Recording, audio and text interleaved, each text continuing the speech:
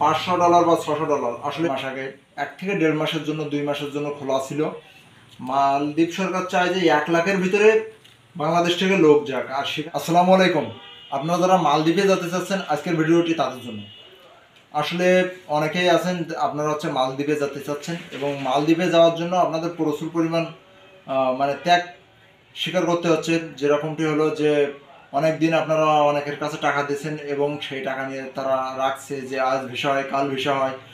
আসলে আপনাদের একটা কথা আমি জানাতে চাচ্ছি যে বিষয়টি হলো যে এই যে মালদ্বীপের যে ভিসা, মালদ্বীপের ভিসা কিন্তু এখান থেকে 3 মাস আগে 4 মাস আগে 1 থেকে 1.5 মাসের জন্য 2 মাসের জন্য খোলা ছিল।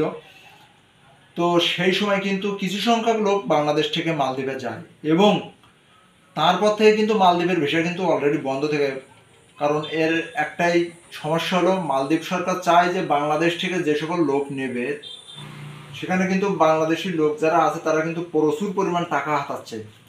মালদ্বীপ সরকার চায় যে 1 লাখের ভিতরে বাংলাদেশ থেকে লোক যাক, আর সেখানে কিন্তু বাংলাদেশের যে সকল দালালেরা আছে তারা কিন্তু অলরেডি 3.5 লাখ 4 লাখ বা কেউ 2.5 লাখও নেয়, এইরকম যার কাছে যেভাবে কন্ট্যাক্ট করতে পারে।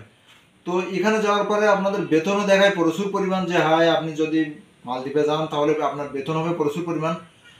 মালদ্বীপে কিন্তু ডলারে বেতন দেয়।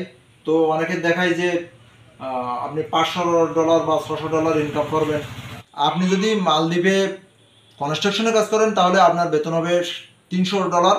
আর যদি হোটেলে কাজ করেন, হোটেলের কাজটা অ্যাভেলেবল থাকে, হোটেলে কাজ করলে আপনি পাবেন $250, 200 থেকে $250। তা আর বেশি কথা বলতে চাচ্ছি না, এখানে আমার ভিডিও শেষ করছি। আল্লাহ হাফেজ।